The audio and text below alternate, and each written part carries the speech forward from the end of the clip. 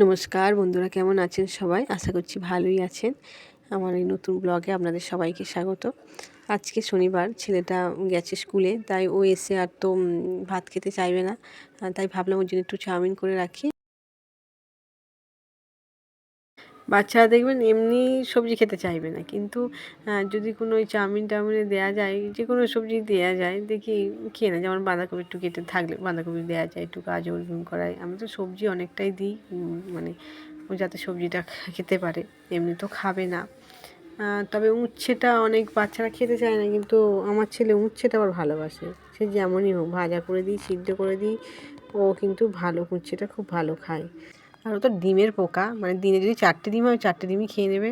যা নিজে ভাজতেও পারে। ওর যদি ডিম থাকে ব্যাস, মানে কিছু না, যদি মানে ভালো ধরুন একটা তরকারি হলো কি একটা সবজি হলো, যে তুই রুটি খেয়ে নে, না ও টুকুস করে কি ডিমটা ভেজে নেবে, টনি খাবে। যাই হোক, কথা বলতে বলতে আমার চাউমিনটাও হয়ে গেল। ও কাঁচা সস খায় না বলে একটু সস দিয়ে কড়াই নেড়ে দিলাম। এদিকে আমাকে ব্লাউজ দিয়ে গেছে দুটো, পাশের বাড়ি একটা মেয়ে দুটো ব্লাউজ দিয়ে গেছে। তা বললো কাকিমা আমাকে দিয়ে যাবে, আমি শ্বশুরবাড়ি নিয়ে যাব, দিয়ে দেবে ওটা সেলাই করে। কেন ও শ্বশুরবাড়ি নিয়ে যাবে, ওটা বাপের বাড়ির মা ওকে কিনে দিয়েছে, ওর সাইডটা মেনে নিয়ে যাবেন। ঠিক আছে।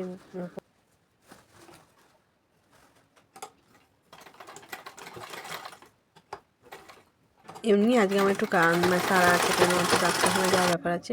হাজব্যান্ডের শরীরটা খারাপ, ওকে নিয়ে একটু যাব। এখানে যে রুবি আছে, রুবির মানে ফর্টিস যে ডাক্তার মানে হসপিটাল আছে, ওখানে একটু নিয়ে যাবো, একটু টেস্ট হবে। যাই হোক, আমার ইচ্ছা ছিল না যে ব্লাউজটা সেলাই করি, কেন সময় হয়ে দেখতে পাবো, সময়টা আছে, আমি না করে দিয়ে যাই।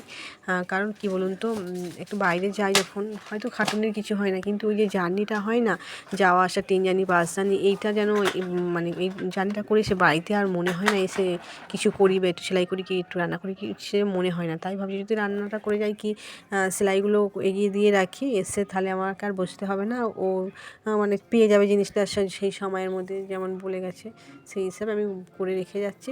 দেখলাম আরেকটু সময় আছে, ও একটা ব্লাউজ দিয়ে গেছে আর হচ্ছে শাড়ি দিয়ে গেছে। এই শাড়িটা বললো ফলস পাড় আর আঁচল সেলাই করে দিতে। আমি না, ফলস পাড়টাও বসিয়ে দিয়েছি। আসলে ফলস পাড় বসায় আমি কেমন বলুন তো, নিচটা আমি দিয়ে দিই, মানে মেশিন সেলাই দিয়ে দিই। নিচটা মেশিন সেলাই দিলে ভালো বসে। আর তাছাড়া দুটো ওপর আর নিচ, মানে ফলসের ওপর আর নিচ যদি হাতে দেওয়া যায়, অনেকটা সময় চলে যায়। আমার ঠিক মানে আমি ঠিক ওটা করে উঠতে পারি না, বিরক্ত লাগে। ওই জন্য আমি মেশিন সেলাইটা আগে নিচে দিয়ে দিই, তারপর যখন সময় হয় পরে বসে আবার আমি ওটা হাতে করে দিই। তাই ওর এই শাড়িটাই এখন নিচে একটু সেলাই দিয়ে রেখে যাব, আর আসবে এসে বা যখন সময় হবে। কারণ শাড়িটা নেওয়ারও চাপ নেই। ব্লাউজ দুটো হয়তো বাপের বাড়ি কোথাও বিয়ে বাড়ি আছে, পরে বিয়ে বাড়ি যাবে, ওই জন্য ব্লাউজটাই আগে কমপ্লিট করে রাখলাম।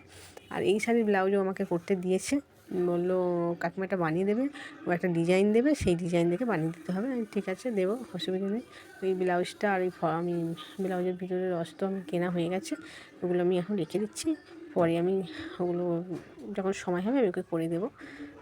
তাই এখন গুছিয়ে রেখে যাই, নিয়ে এবার একটু রেডি হই। চলুন এবার যাই আমি একটু হসপিটালে।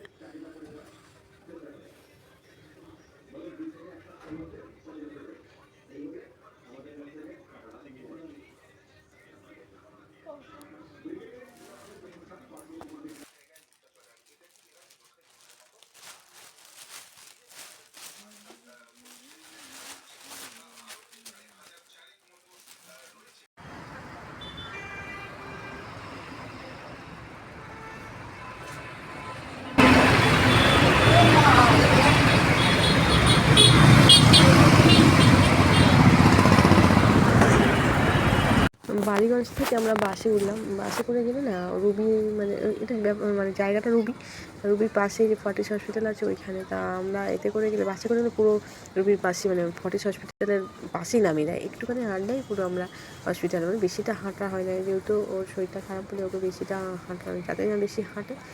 সেই জন্য ওই বাসটা ধরলে আমরা পুরো সামনেই নামি। তাই সামনে নেমে এবার ওখানে একটুখানি হেঁটে গেলেই আমাদের ফর্টিসটা। এই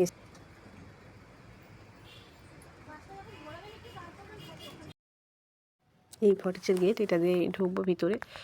ঢুকে একটু মানে ওপরে 4তলায় উঠবো, উঠে ওখানে আমাদের এখানে বললেন একটু ওয়েট করুন, ডক্টরবাবু এলে ডেকে নেবেন। এখানে সিস্টেমটা মানে সবাই লাইন দিয়ে এখানে বসে থাকবে, যার যখন ডাক আসবে ডাক্তারবাবু দেখে নেন। যাই হোক, আমাদের ডাকা হয়ে গেছে, ডাক্তার দেখানো হয়ে গেছে। এবার আমরা বাড়ি চলে যাচ্ছি। এবার আসার পথে এত সবজি বিক্রি হচ্ছিলো, তারপর দুটো বলে চলো সবজি কিনে নিই, আমরা বাড়ি চলে এসেছি।